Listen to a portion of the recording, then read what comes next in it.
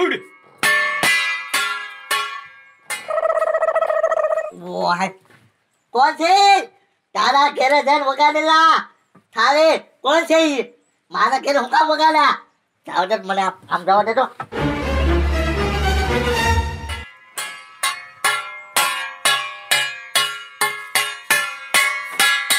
ઉડ.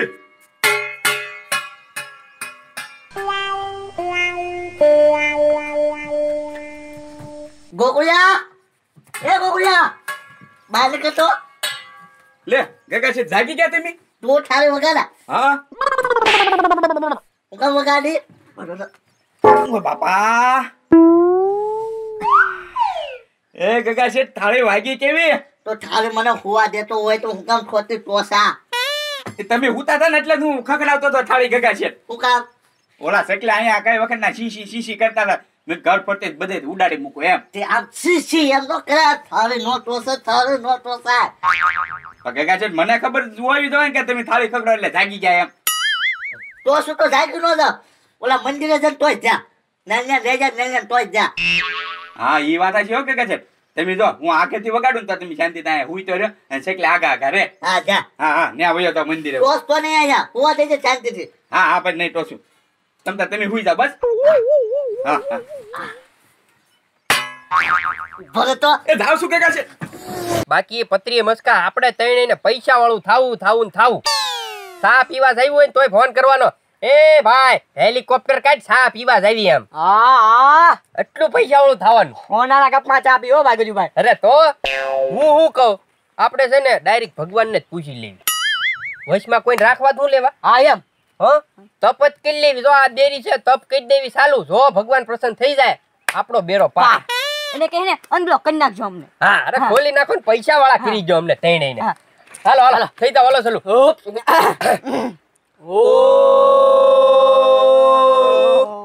ધીમે ધીમે.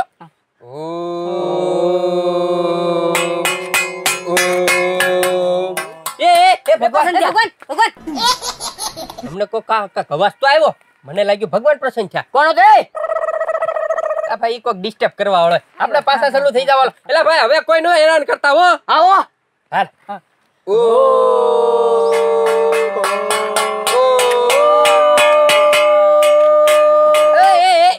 ગોકુળ ભાઈ એ ભાઈ હરખો તાપ કરવા દેવો છે કે નહીં? શાંતિ રાખ. ગોકુળ ભાઈ આમ હેરાન કરવાના હોય કાઈ. અમે તપ કરતા હતા ભગવાનને પ્રસન્ન કરતા હતા. ત્યાં તમે વચમાં ટીંગ ટીંગ કરતા આવ્યા. ભાઈ એમ વાત નથી કરતા ગજુભાઈ. હું છે ને ગગા છે ને ઘરે હુતા કે નહીં તો એને સકલા હુવા નથી દેતા એટલે ઉડાડતો અહીંયા ઠેઠ હુઈ આવ્યો. પણ ગગા શેઠની ઊંઘ ન બગડે એમાં અમારી તપસ્યા હું લેવા ભંગ કરો છો? પણ ગજુભાઈ તમે શું કરો તપસ્યા કરો છો? પૈસા ગોકુળભાઈ પૈસા. હું પૈસા? એમ કેમ પૈસા મળી જાય? અમે તઈને તપ કરવી ભગવાન પ્રસન્ન થાય. અમે પૂછી લેવી કે પૈસા વાળા અમે તઈને કેદી થાવું એમ ખબર તો પડે તો કે કાડી હવડી લાઈન લેવાની. હા તમે તઈને છે ને ગરીબના ગરીબાત રહેવાના છો. વાહ અમે ગરીબ તમે મોટા શેઠ.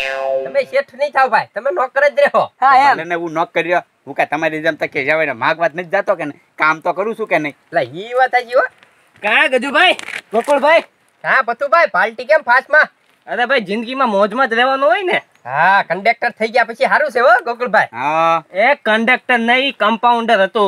એટલે હા જોઈ કમ્પાઉન્ડર સારું લાગે. અમારું કઈક કરાવો ને. મેં કીધું નું મૂકી દીધું. હું વાતું કરો? લે કેમ મૂકી દીધું તમે? આ પૈસા વાળા થઈ ગયા તમે મૂકી દીધું? હવે એમાં તો કઈ ફાયદો જ નતો એટલે જ મૂકી દીધું.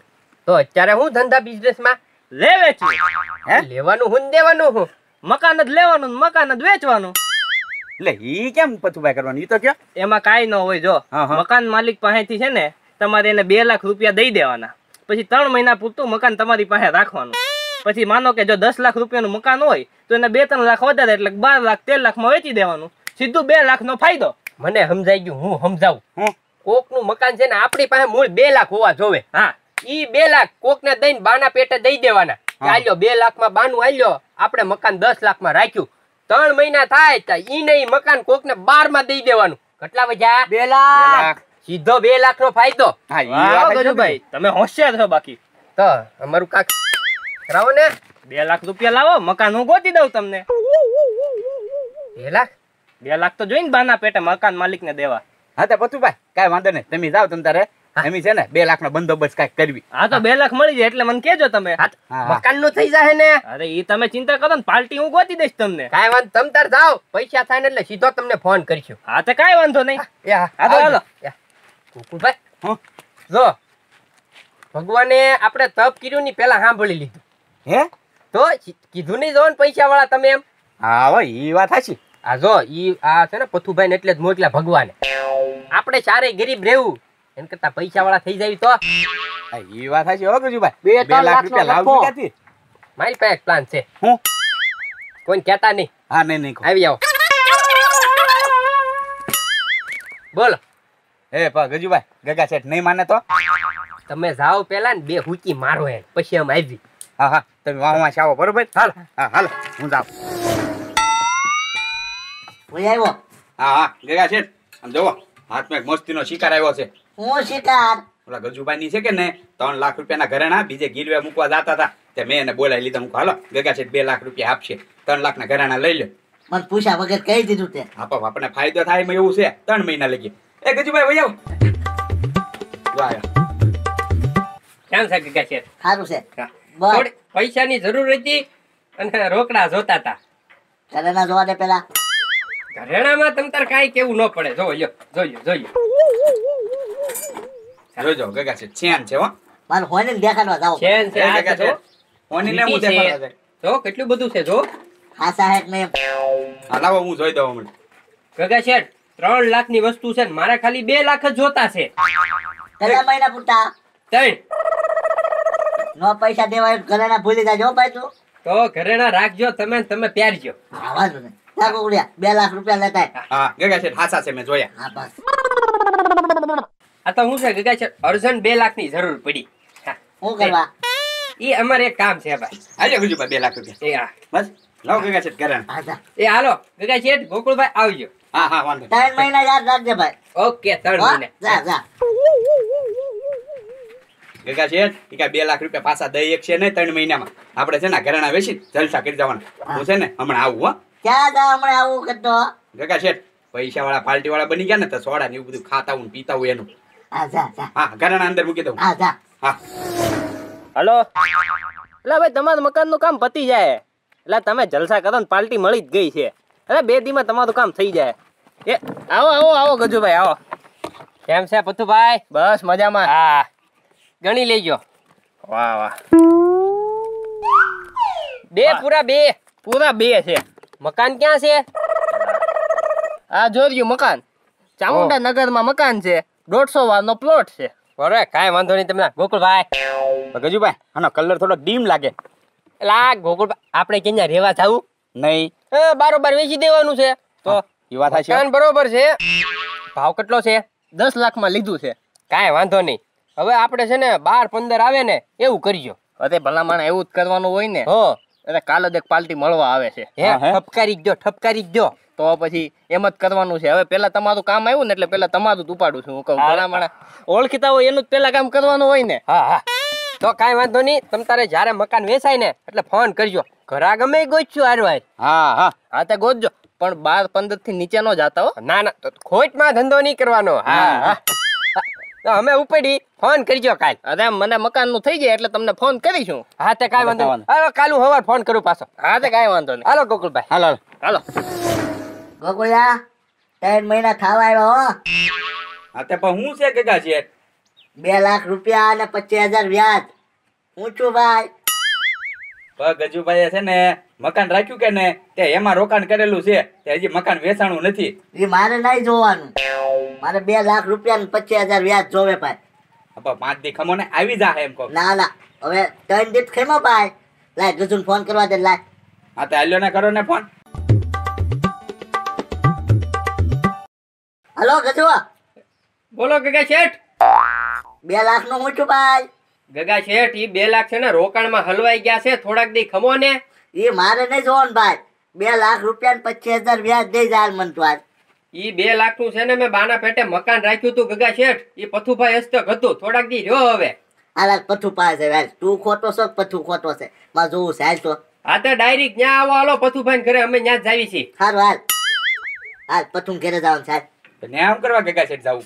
ઈ કઈક મકાન મકાન કરતો તો બાના પેટે આપ્યું એમ. હા તો હાલો. હા પથુભાઈ આવો આવો ગજુભાઈ. હે મકાન કેટલામાં ગયું? એ સારું છું હો ગજુભાઈ, તમે આવી ગયા, નહીં તો હું તમને ફોન જ કરવાનો હતો. જો પથુભાઈ આપણે વ્યવહાર કેવો ભાઈબંધ જેવો, મને ફોન કરીને પૂછવાની જરૂર કાંઈ છે જ નહીં. ગજુભાઈ મકાનનું આમ થયું એમ 12 માં દીધું 15 માં દીધું? અત્યારે મકાન વેચાણું જ નથી. હે અત્યારે જો આપણે મકાન માલિક ને 2 લાખ રૂપિયા આપ્યા હતા ને, હા 2 લાખ બાનું આપ્યું તું એને. હા તે 3 મહિના થઈ ગયા છે, આપણી મુદત પૂરી થઈ ગઈ. 3 મહિના થઈ ગયા તો હવે ઈ 8 લાખ રૂપિયા માગે છે. 8 લાખ છે ને? લે હવે મકાન ના આપણે લીધું એના મકાન 10 લાખ માં રાખ્યું તું, 2 બાનું દીધું તું. 8 દેવાના ને. એટલે હા મકાન તો વેચાણું જ નહીં. તો ઓય એકો જા. આવો આવો ગગા છે પપ્પા. પથુભાઈ હવે ઈ 2 લાખ બાનાનું શું કરવાનું? પાછા લઈ લ્યો. અરે ઈ મારી વાત સાંભળો. જો અત્યારે 8 લાખ રૂપિયા દઈ જો, 2 વર્ષ મકાન રાખી, ઈ મકાન ના 18 લાખ રૂપિયા ભાવ આવે એવું છે.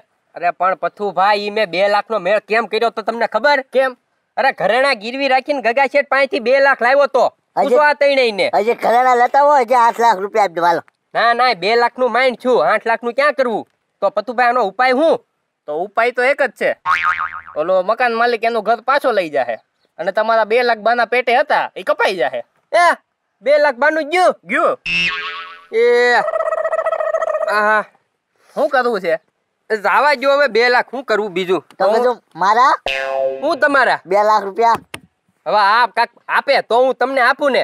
હવે આ મકાન ને જ વેચાણું તો મારી પાસે પૈસા ક્યાં થાવે? તો હું તમને કેમ પૈસા દઉં? તો ઘરેણા મારે જા ને. ઘરેણા તમારા રાખો, બીજું હું ન્યા પૈસા જ નથી. મારા ઘરેણા કેમ છોડાવા ગગા શેઠ? તો હું ઘરેણા વેચી આવીશ, વેચી દઉં. હા ના ના ગગા શેઠ, ઘરેણા કાંઈ નથી વેચવા. હવે તું બોલ, મારે અમારે ત્રણ ની મેટલ માં તાર નહીં બોલવાનું. હા તો ઈ કીધું ભાઈ ઘરેણા હું વેચી દઈશ હો. વેચી ના ના એ જોયું છે. ગગા શેઠ ઘરેણા ન વેચતા. તું બોલ પણ ભાઈ. તો ગગા શેઠ ઈ ઘરેણા ખોટા છે. હે